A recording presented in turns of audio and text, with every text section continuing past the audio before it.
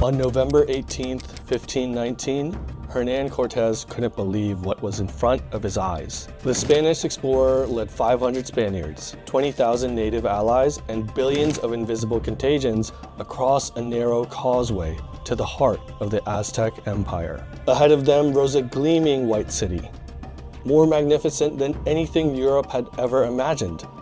Floating upon a vast inland lake, framed by dead volcanoes, and alive with a people whose civilization had flourished for centuries.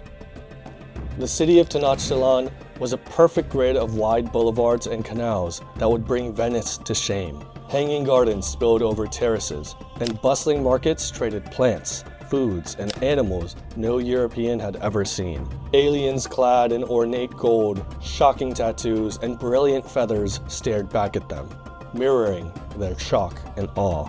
For they could not fathom these pink men covered in shining gray clothes and riding great deer the size of houses. Cortés and company were soon face to face with the emperor himself, the heartbeat of the Aztec Empire, Montezuma. Under the shadow of a mountain forged by men, neither man knew that their worlds were at an end. But here's the part we all forget. By the time Europeans arrived, America was already ancient. The Americas were a hemisphere of cities, sciences, ecologies, and philosophies that had evolved independently for millennia. From the Maya astronomer priests who searched for the cycles of time, to the Andean engineers who pulled rivers into mountains, to the stewards of the Amazon who shaped the rainforest like a garden. The Americas were not a blank canvas. They were a vast, interconnected tapestry of peoples, ideas, and histories. Today we're going to take a step back from that pivotal moment in the Valley of Mexico to explore a world that existed long before European contact. This is a story of America before Columbus, before conquest, before contagions. This is the tale of what was never told. This is the new world before it met the old. Hey, quick thing. Many of you have asked me, how do I record and script all of my videos and essays all by myself? Well, the answer is today's sponsor, Whisperflow. Now, I'm a top 1% user of Whisperflow, so I could say it's the best voice dictation app I've ever used. It's quick, natural, and uses AI to automatically remove fillers, create lists, and recognize complex terms. So, can you tell me about 3 Mexican civilizations? The Aztecs, the Mayans, and the Incas. No, actually, the Olmecs.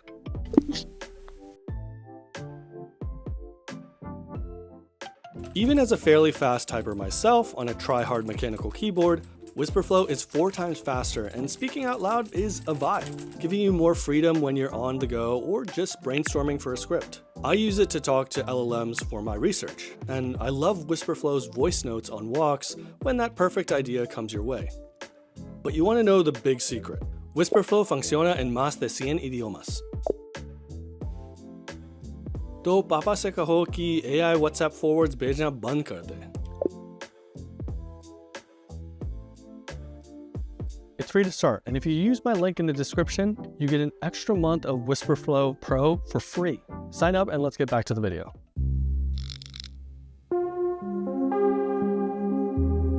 Let's begin with a term that's become strangely controversial.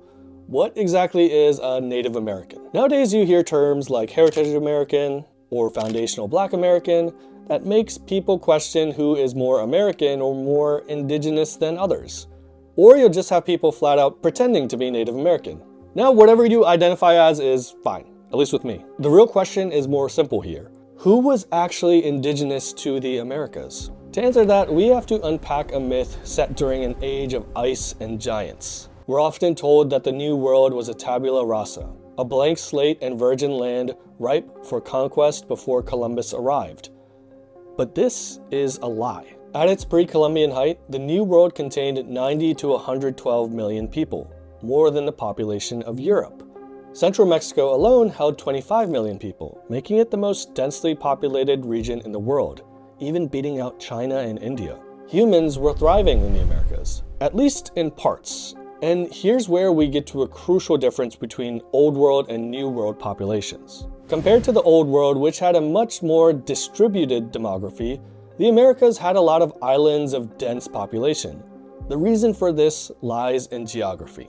The Old World stretches from east to west. A farmer in China could walk to Portugal and encounter similar climates across his stroll. But the New World runs north to south, so you get massively different climates across its breadth. Naturally, this impacted agriculture, which is a key aspect of civilization.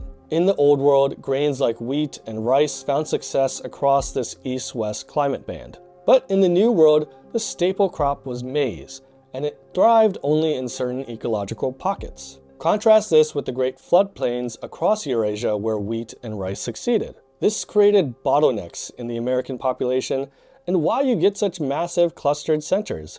Cities like Tenochtitlan, which we visited earlier, had a population of 200,000, larger than London or Paris at the time. If you're a nerd like me and you played Civilization, the Old World had a lot of horizontal civs while the New World had more vertical civs. The one big, and I mean huge, exception was the Amazon, which we'll get to in a bit. So now that we know that the Americas had large populations and civilizations, it's natural to ask where the people exactly came from.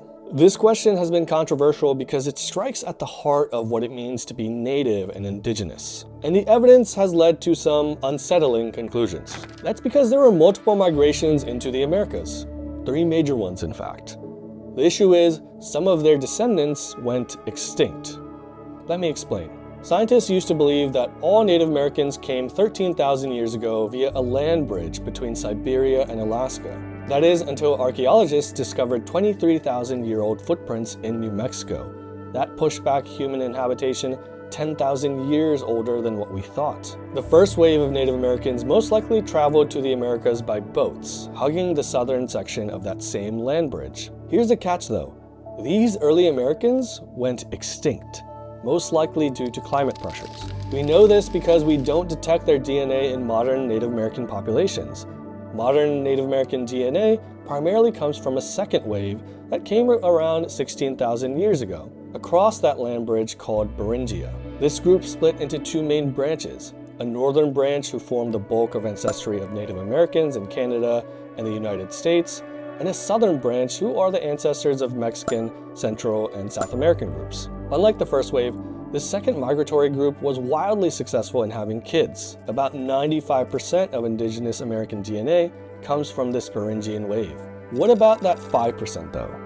Well, the third wave came fairly recently at 5,000 years ago. It's during this period that Siberians crossed the Bering Strait that replaced the Beringian land bridge into the Americas. They mixed with native Alaskans and spread across the Arctic.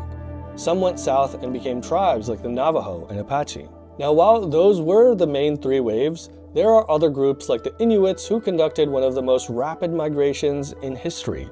Inuits only came to the Americas 1,000 years ago, when a warming event led more Siberians to follow whales east into rich, kelp-laden sea forests. Within just a few generations, the Inuits went from Siberia to Greenland. There, they met the Vikings, whom they fought and exterminated. Okay, so now we know how humans actually came to the Americas. What did they do once they got there?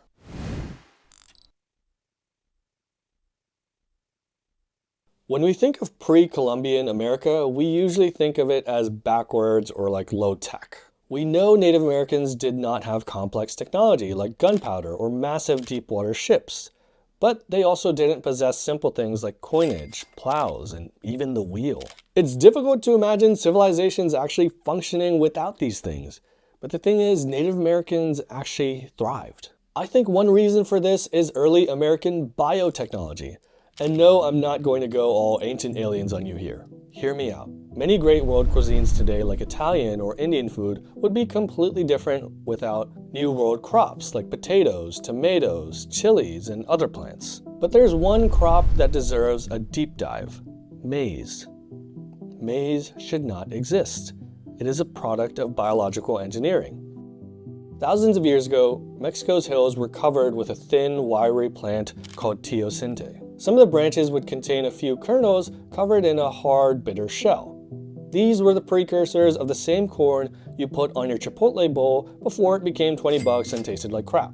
For whatever reason, some Native Americans decided they kind of liked this plant that also tasted like crap. They began to lay the seeds of these teosinte with the biggest, softest, or most numerous kernels.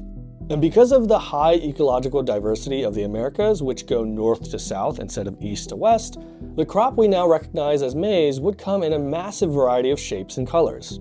Maize has some of the highest genetic diversity of any staple crop in the world as a result. Maize was adaptable, storable, and transportable, making it the calorie of choice for Americans across the two continents. But contrary to modern use cases, maize was not planted in endless cornfields you see in farms today. Native Americans invented an ingenious agricultural system called the Milpa. Maize planted on its own would strip soil of nutrients. And since Native Americans did not have agricultural tools like plows or the giant animals to help pull them, they had to invent a biological solution. Enter the Milpa system. Traditionally, milpas were composed of the three sisters, or maize, beans, and squash. Maize formed the base and commonly available carbohydrate. Beans climbed the tall stalks of maize and fixed nitrogen in the soil. Squash spiraled outward, shading the ground, fighting weeds, and conserving moisture. Other plants like avocados and chilies would also be included. Milpas would shape American society profoundly. Instead of vast monocultural fields or animal pastures, milpas became the base for a lot of America's clustered civilizational model we saw earlier. While this hindered scale, it strengthened continuity. Charles Mann, in his book 1491, notes how some milpas were continuously cultivated for 4,000 years. Not only is that astounding from a societal angle, but also it is a testament to the biological technology innate in the system for soil to remain naturally fertile for that long. But while the Milpa system is amazing, okay, give me a break, I'm basically an uncle now, so I gotta hit you with the dad jokes from time to time. Anyway, if the Milpa system was village-scale biotech, what Native Americans did in the Amazon is landscape-level biotech. When Europeans first ventured into the Amazon, it appeared as a pristine wilderness. But recent LiDAR imaging technology revealed something shocking. Lines, crisscrossing into grids that surround mounds, lining up to reveal ancient canals and towns. And all these geometric patterns are filled with what looks to be a seemingly magic dirt, called terra preta. All of this is actually man-made. Scientists have discovered over 10,000 pre-Columbian earthenworks in the Amazon, and they believe this is just a fraction of what was there. For the ancient Amazon was not just a single massive forest. It had different regions and ecosystems shaped by humans. The Amazon basin was a series of gardens groomed by societies, like islands in the middle of jungles, many of them connected by infrastructure in man-made canals and pathways. Ancient Amazonians created sustainable fisheries to ensure they didn't overkill and raised fields to farm crops with steep embankments to stop overflooding. These fields were filled by that magic dirt, terra preta, we mentioned earlier. Terra preta had much higher organic matter and higher nutrient levels than other Amazonian soil, most of which is sapped of nutrients by constant overgrowth and rainfall. Terra preta contains a mixture of charcoal, broken pottery, animal bones, ash, and other materials that we can't exactly pinpoint. Even today, scientists cannot recreate it. So wrapping all this together, the ancient Amazon would be a series of clustered villages on man-made floodplains. Villagers would travel between them mostly via canals. They used soil and wood to create their societies and had sophisticated trading networks along the river basin. So how did they all exactly disappear? We're going to get to that soon, and it's highly connected to why other Native American societies also disappeared. While we've talked a lot about the engineering feats of the New World, I want to dive into what exactly these societies looked like. What did they believe? How did they organize politically? And how did that differ from the Old World?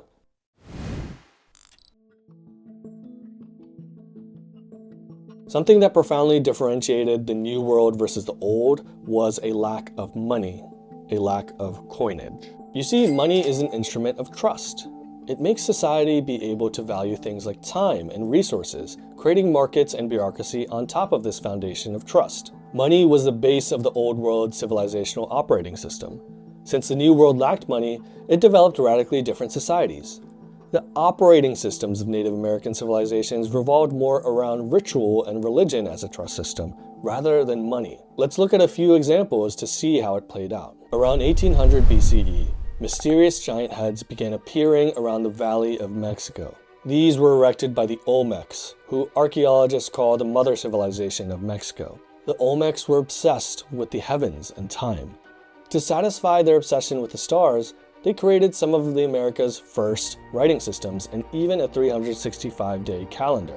They worshipped maize and jaguars, which featured as frequent motifs in their art. But they also had a more macabre side to them.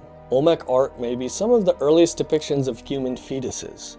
One of the strangest recurring sculptures was a dead baby with the head of a jaguar. And what about those massive human heads? They are probably great kings who would be worshipped as gods. These ideas would heavily influence successor civilizations like the Maya, who bested the Olmecs in pretty much every dimension. Looming over the great stone faces would be pyramids piercing through jungle canopies.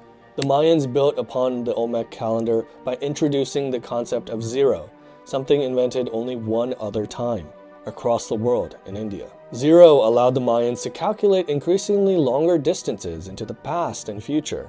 This onus on astronomical mathematics would lend itself to engineering as well, helping Mayans construct those step pyramids we saw earlier. Writing also became more intricate to record all this cosmology. This high level of complexity would give birth to more sophisticated villages that became towns, that became city-states. A prototype of ritualized warfare emerged between various Mayan city-states, setting the stage of the apex of pre-Columbian Mexico, the Aztecs. Now, the Mexica people, or Aztecs as they'd later be known, were actually outsiders to the Valley of Mexico. According to legend, the Mexica people migrated south from their homeland looking for a prophecy. Their god, Huitzilopochtli, had commanded them to wander until they found a sign. An eagle perched on a cactus, devouring a snake. For generations they searched. Then, around 1300 CE, they gazed at a small island in the middle of Lake Texcoco, finally seeing their omen in the flesh. They would then build one of the most sophisticated empires of the New World. Like other American societies, the Aztecs were highly ritualized. Their empire was actually an alliance of 3 factions, commonly known as the Triple Alliance. The factions would engage in ritualized warfare with not only outsiders but also each other, which would not consist of conquest, but rather capturing enemies for human sacrifice. This is a controversial element of Aztec society, but it is very real. The Aztecs believed that for the sun to rise every day, a sacrifice had to be made, that of human blood. Besides the ritualized warfare between the factions, this also pushed the Aztecs to become very expansionary, conquering and enslaving adjacent tribes. However, the Aztecs were not just all about war and sacrifice. Tenochtitlan actually had one of the earliest mandatory education systems in history. Every male citizen, regardless of social class, was required to attend school until 16. They were taught various subjects, but in particular, poetry was exalted, which was referred to as flowers and song. Warrior poets were common and philosophy was highly respected, resulting in a massive literary tradition. Unfortunately, much of it was destroyed by the Spanish and missionaries, viewing their knowledge as devilry. Nonetheless, this mandatory schooling and emphasis on knowledge created startling amounts of social mobility for Aztec society. However, the top echelons were tough to crack. The king of the Aztecs was not just a secular figure, but also religious. He was called the Tlatoani, or he who speaks. It was the Tlatoani's sacred duty to keep the sun rising with continuous conquest and sacrifice. However, the Aztecs were unique in this regard. Nowadays, you have politicians claiming that human or even child sacrifice was an everyday occurrence for all Native Americans until they were saved by Christianity. But civilizations, like people, are different. We can see this difference by looking at another strand of American civilization, one that was focused on melding religion with logistics, labor, and control. Let's take a trip down south to the Andes.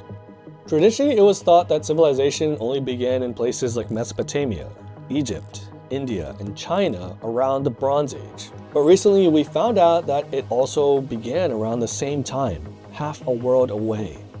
Around 3200 BCE, a trade emerged in Peru. Coastal fishermen found that these strange webs spun from fluffy white balls were more effective than spears for catching fish. But they could only get these fluffy white balls, or cotton, from farmers inland. This relationship between farmers and fishermen trading nets for fish provided the basis for a new idea: civilization. Inland farmers found themselves with a surplus of food, while fishermen found that nearby tribes also wanted these nets. The farmers and fishermen eventually fused to create the Norte Chico civilization. They began constructing monuments in places like Corral. Pyramids older than those of Giza were created here. These step pyramids would face a large sunken ceremonial plaza, and this template would be replicated across the Americas. Successors to the Norte Chico civilization actually evolved a totally new model of society. This would peak thousands of years later with the Incas. The Incas did not have any markets, no merchants, no bazaars. Instead, the Incas practiced what some historians call a form of vertical socialism. It was socialist because the state controlled pretty much everything. But it was vertical because Incan society relied on the economic relations between those in the highlands and lowlands, similar to the fishermen and farmers of Norte Chico. This was based on the concept of the mitad, or labor tax. Instead of paying money to the government, people paid the government with labor. The government would then take care of everything else. The Incan state built a network of roads that stretched over 25,000 miles. That's longer than the legendary Roman imperial network. They directed their citizens to farm and extract different goods such as cocoa leaves, corn, alpaca fur, and so on. The government handled the logistics between all these goods by creating massive warehouses across their empire, which was one of the largest of its time, stretching from Colombia to Chile. But how then did they record all this information and execute all these complex logistics without ideas like money or even writing? The Incas invented this system called the Quipu. It was a rope. The rope would have a system of knotted strings with different positions, coloring, and knot types designed to encode information. This was almost like a pre-computer binary code type of invention that could tell Incan accountants and bureaucrats things like warehouse inventories, labor tax obligations, census data, and even the latest juicy scandal from court. It was ingenious. But underlying all this was, of course, a ritual and political system. The emperor, or Sapa Inca, was considered a living god. However, here's the twist. He couldn't die. After an Incan emperor's physical death, he would be mummified. This mummy would be considered immortal, so his possessions, his land, and his wealth would stay with him and be managed by his family. The next emperor would then be forced to conquer their own land and wealth to retain legitimacy. This led to an expansionary element similar to the Aztec, but also a lot of internal feuds as new emperors wanted to use the land and wealth of prior ones. As a result of this expansionary focus and internal discord, the Inca valued homogenization heavily. Conquered peoples would have a portion of their population located to another part of the empire and forced to learn the Incan language of Quechua. This suppressed the potential of rebellion and also bound a large empire separated by tough terrain and distance. But as you could probably guess, this was a fragile and fractious system. Small stresses could lead to large fractures. And unfortunately for the Inca, as well as every other Native American in the New World, they were soon about to face an apocalypse. The social technology of Native American societies was hit with a massive biological shock.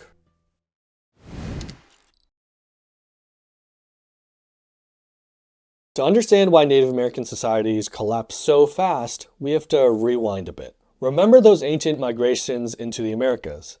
Compared to other human migrations, they came from very small founding populations. That meant low genetic diversity and long isolation. This primed Native Americans to be disproportionately impacted by Old World diseases, which thrived in New World populations that did not possess any type of immunity or even heterogeneous genetics to slow the spread. The most dangerous thing Hernan Cortez brought to Tenochtitlan was not steel, it wasn't guns, it wasn't Christianity, it was trillions of invisible microbes. And soon enough, Europeans understood that they had a secret biological weapon that could destroy American peoples without them having to lift a finger. Many times, Europeans would come upon empty villages and ravaged societies in their exploration of the Americas. That is because germs traveled faster than men. It is also one of the reasons that places like the Amazon appear completely wild when Europeans first ventured there. Trade and natural movement of Native Americans already brought the silent death to the Amazon decades before Europeans. Along with germs, animals and plants would upend American ecosystems and agriculture. Pigs would be one of the first omens of an incoming European invasion. They would ravage Native American farms and milpas.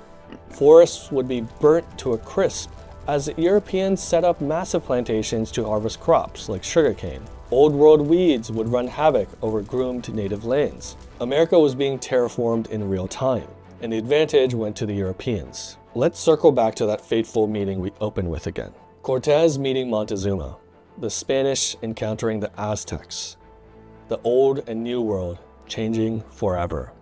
Smallpox started to spread across central Mexico before Cortez even got to Tenochtitlan, as earlier contact with other Native Americans meant the disease was already creeping into Aztec territory. Now this would take some time. Meanwhile, Cortez took a gamble. While in the city with his minuscule force, he realized the Aztecs could easily just kill him if things went south. So taking advantage of Montezuma's generosity, as well as confusion over who or what the Spaniards were, Cortez and crew take the god emperor hostage in his own palace. Now this already was massive to shake the faith of the Aztecs. Cortez appeared as a divine punishment now. The Spanish contingent controlled Montezuma. This hostage crisis lasted for months. Soon, however, Cortez found out that a rival Spanish force had landed on the coast. They were sent to arrest Cortez, who was framed as an outlaw against the crown. Cortez then left Tenochtitlan with a small force to confront them, leaving behind a garrison. A shifty Spanish commander would blow the entire operation. During a major religious festival, the commander ordered the troops to begin massacring Aztec nobles and priests. We don't know exactly why he commanded this madness. Spaniards slaughtered Aztecs in the streets, causing the city to revolt.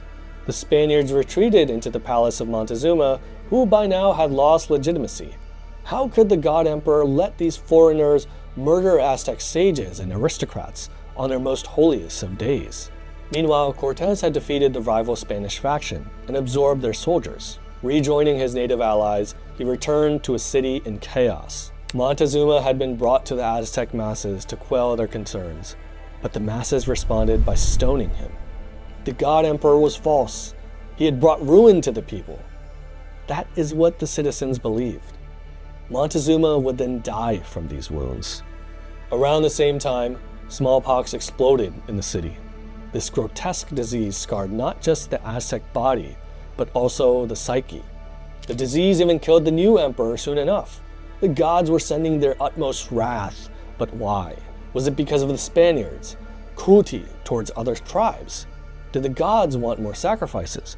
Or was it because they killed Montezuma, their god emperor?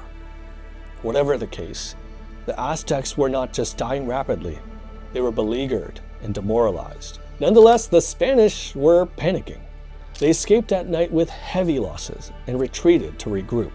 Tenochtitlan would be free of the Spanish, but filled with smallpox. It was a slow-motion collapse. Cortez would return with Spaniards and even more native allies.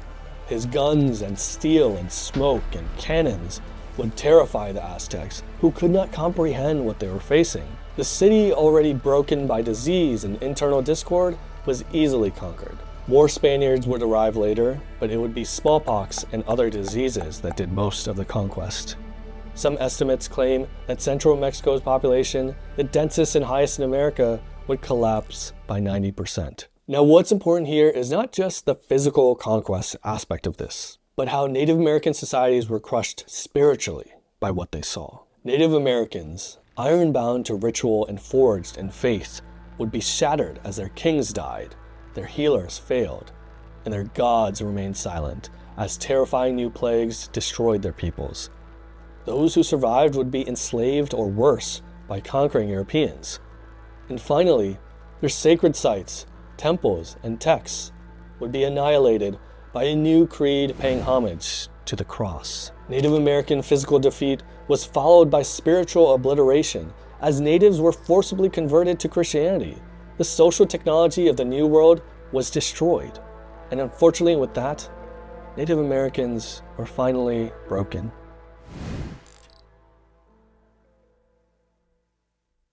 This is the part of the video where I'm supposed to tell you that Native Americans were not totally destroyed, and that they live on strongly today, and that general fake and BS line of comforting argumentation. Well, Native American religions, languages, and traditions have been wiped out, almost totally. They were genocided, and their culture was methodically, surgically dismantled. I'm not going to sugarcoat this. What I want to explore in our last part of the tale is not the ruins of Native American society, but the residue. The elements that influence various American countries and cultures today, not just those forcibly caged in reservations. The founding fathers of America were tremendously influenced by Greek, Roman, and Enlightenment ideas of liberty, freedom, and politics. This is very well established. The United States of America is special because it was an explicitly ideological country in inception. It is a child of the Enlightenment, where various European philosophers radically reshaped the intellectual and cultural foundations of society. However, much less is known about the Native American influence on American ideology. Founding fathers like Benjamin Franklin and Thomas Jefferson were commonly in contact with Native societies. In fact, Franklin especially took to their study. What fascinated him most was the Iroquois Confederacy. The Iroquois, or Haudenosaunee Confederacy, consists of 6 major tribes living in a federal structure. Each of these 6 nations handled their own internal affairs, but had a grand council for central matters like war and trade. Franklin was directly influenced by this pact during his time with Native Americans. This was proof of concept for America's federal structure, which would be a massive far cry from centralized European states, even if they were democratic. So influential is this idea that you actually see it today on the Great Seal of America. The Iroquois used a bundle of 5 arrows to represent strength through unity. A single arrow is easy to break, but bound together, they hold strong. The eagle on the Great Seal today holds a clutch of 13 arrows, representing the original 13 colonies, a nod to the influence of the Iroquois. Additionally, there were cultural influence as well. Compared to European societies, America is much more flat. It is anti-aristocratic. Some historians point to Native influence here that combined with Enlightenment ideas of the individual and equality. Native American societies in the eastern US were much less hierarchical and had a pioneering spirit of freedom. Some colonists even ran away to join natives to embrace this freedom. Native American leaders had limited authority and had to pass through a council of elders. If a member of the tribe disagreed with a rule, they could easily leave.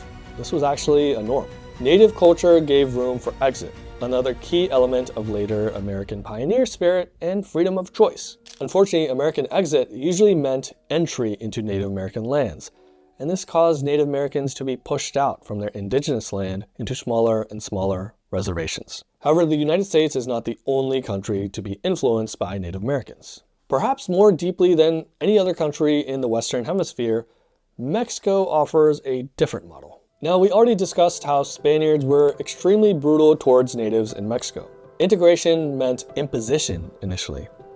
Nevertheless, Spanish and indigenous culture and even blood mixed together over time. Mexico is a mestizo country, a people of mixed heritage, and this results in a tension, a suspense between the European and the American, between the conqueror and the conquered. However, there was syncretism here as well, or perhaps appropriation, depending on your perspective. A good example is the famous Basilica of Our Lady of Guadalupe.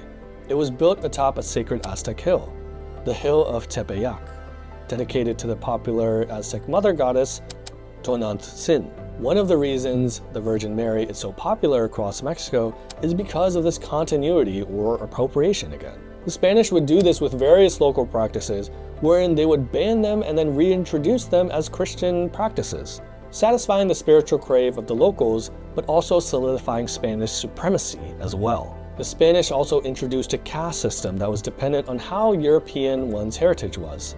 The whiter you were, the higher you climbed on the caste pyramid. Nonetheless, Spanish and indigenous mixed and intermarried. A lot, in fact. This is how you get the multi-heritage culture and appearances of Mexico today. However, the tension remained, and by the early 1900s, it reached its breaking point. Following the Mexican Revolution of 1920, Mexico was shattered. It was a country of disparate ethnicities and regions. So in 1925, José Vasconcelos, the Minister of Public Education, published a pivotal idea, La Raza Cósmica. Vasconcelos argued that what was happening in Latin America What was happening in Mexico was a culmination of humanity. Other lands had distinct races and segregation, but Mexico was a melting pot. Most Mexicans were of mixed ancestry and looked the part as well. He wanted to forge this notion of an inclusive new race, the Bronze Race, to eliminate tension between groups. You weren't a Spaniard or Aztec or Maya, you were a Mexican. So the government followed suit.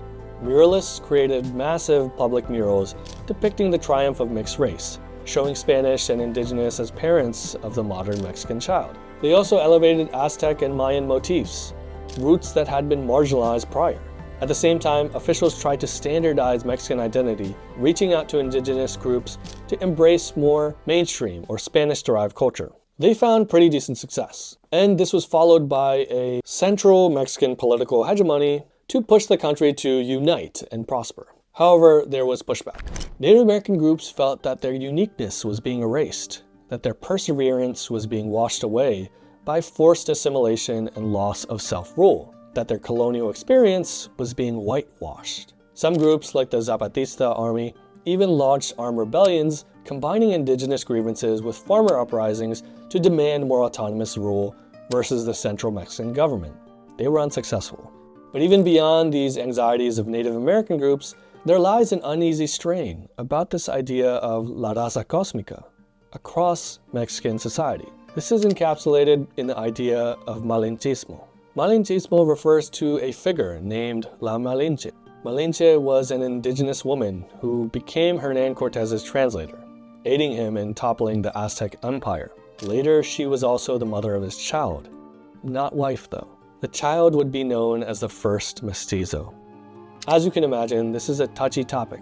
Malinchismo increasingly refers to not natural blending of cultures, but betraying one's roots for something foreign. Should Malinche be seen as the mother of the Mexican race, of the mestizo identity, or is she a traitor who sold out fellow indigenous Americans? I'll let Mexicans and Latin Americans decide on that, as I still have much to learn about this struggle and this topic. But you see here how these ideas about influence and continuity in pre-Columbian America still loom large today across these two continents. So when we talk about the Americas before Columbus, we are not just talking about the past, we're also talking about the present. The Native American world collapsed in chaos and left a heritage that ebbs and flows with the terrain, whether via intricate cultural practices, ideological foundations, or shaping the landscapes themselves.